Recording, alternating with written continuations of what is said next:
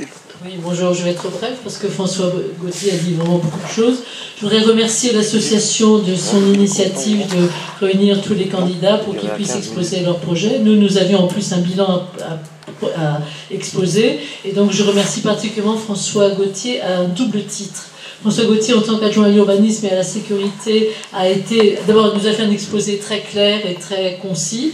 Et deuxièmement, il a joué un rôle très important pendant ces 6 ans. C'est pour ça que je lui ai demandé de faire le bilan, parce qu'il a vraiment été l'interlocuteur privilégié de l'association. Il a beaucoup travaillé en amont avec vous. Il a toujours été très réactif. Il a été à l'écoute des problèmes, il a essayé d'apporter des solutions. Et on parlait de la serre de séchage, par exemple. Je crois que Thierry Roméo, qui s'occupait de la serre de séchage, savait que François Gauthier intervenait dès qu'on nous signalait des anomalies et des nuisances sur la zone.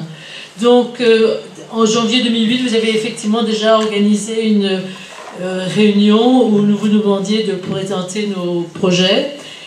À l'époque, le constat était vraiment accablant. On entendait parler effectivement de zones de non-droit, de zones sinistrées et de toutes les nuisances que je ne vais pas répéter puisqu'elles ont été énumérées par les différents candidats.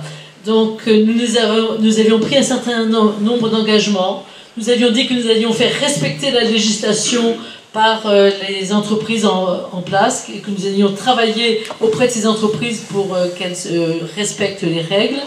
Nous avions dit que nous allions travailler en concertation avec l'association et nous étions engagés à requalifier ce secteur dans le cadre du PLU. Depuis, je crois qu'il est indéniable qu'un certain nombre d'améliorations ont été apportées en matière de nuisance, en matière de trafic, en matière de qualité environnementale, même s'il est évident que tout n'est pas idéal et qu'il reste encore des choses à faire. Je pense qu'on peut dire que nous avons tenu les engagements que nous avions dit en 2008 et nous avons bien entendu la volonté de poursuivre la même politique. Alors bien sûr, le point essentiel pour l'avenir de Picourinc, on en a parlé, c'est dit sur les différentes diapositives, c'est l'élaboration du PLU. Un PLU, ça ne se résout pas, ça ne se rédige pas en quelques semaines, en quelques mois, ça prend du temps. Et nous en sommes nous arrivons vers la fin, il va bientôt être validé. Il constituera un outil vraiment efficace pour requalifier et contrôler la zone. Alors le PADD qui a été évoqué tout à l'heure, c'est vraiment la clé de voûte du PLU.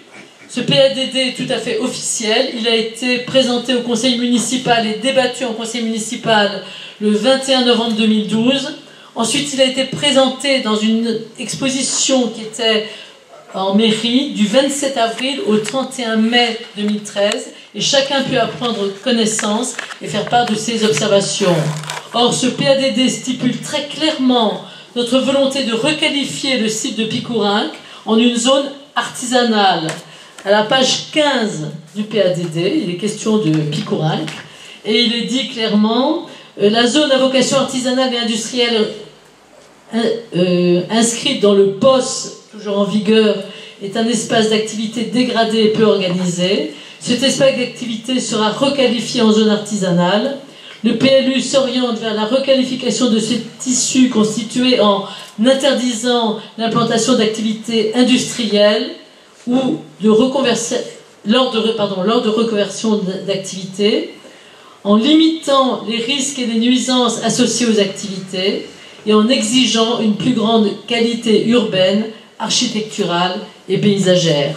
Ce sont ces grandes lignes du PADD qui sont en ce moment en phase de finalisation dans la rédaction de la réglementation. Mais simplement, nous n'avons pas attendu le PLU pour mettre en action ces principes. Nous avons découragé, on l'a dit plusieurs fois, un certain nombre de projets industriels, je ne vais pas revenir dessus, des projets industriels qui étaient à nuisance. Nous avons réussi à faire disparaître les activités qui étaient les plus nuisantes pour l'environnement. Je parle en particulier de Val-Sud et de la serre de séchage des boues. Et les activités industrielles qui restent évolueront forcément à terme vers des activités artisanales. Donc nous sommes particulièrement vigilants sur les réalisations dans le secteur, celles qui sont en cours et que vous a présenté François Gauthier, et celles à venir sur les lots qui sont restants, parce que tous les lots ne sont pas vendus. Donc, nous avons beaucoup pesé sur le choix du terrain par le CIBADES. Donc on vous a expliqué que le CIBADES était hébergé jusque-là par la Régie des eaux et ne pouvait plus rester au même endroit. Nous avons pensé que ce serait une excellente chose qu'il acquiert 2 lots pour installer ces locaux. Il y avait un double avantage à cette localisation du CIBADES. Premièrement, on maintenait une activité qui existait déjà sur le site, et donc il n'y avait aucune nuisance nouvelle. Et deuxièmement, nous sommes totalement partie prenante à travers, jusque-là, le syndicat du CIBADES, et maintenant à travers la communauté d'agglomération du Pays de Grasse qui reprend ses activités, et nous pourrons peser sur le choix des aménagements, sur la viabilisation et sur la voirie. Il ne faut pas oublier que la communauté d'agglomération a la compétence des zones d'activité, et donc la zone d'activité est maintenant de compétence intercommunale. Et nous travaillerons beaucoup avec Grasse sur ce point-là. Enfin, nous allons apporter une vigilance particulière sur le seul grand terrain qui reste inoccupé, c'est le fameux terrain de Veolia. François vous a dit qu'il a pris des contacts avec le directeur. Et donc il y a 6500 mètres carrés. Et nous serons très très vigilants sur ce qui va s'y faire. Donc, notre engagement, c'est mettre en place... Attention, hein. 1 minute, hein, 1 minute 30. Hein. Engagement. Mettre en place toutes les garanties pour que les évaluations aillent toutes dans le bon sens pour les riverains. Et deuxièmement, rester à l'écoute des riverains et continuer à travailler avec l'association Défendons Picorinck. Bon, s'il y a des questions. Ben, on peut prendre une question. Non.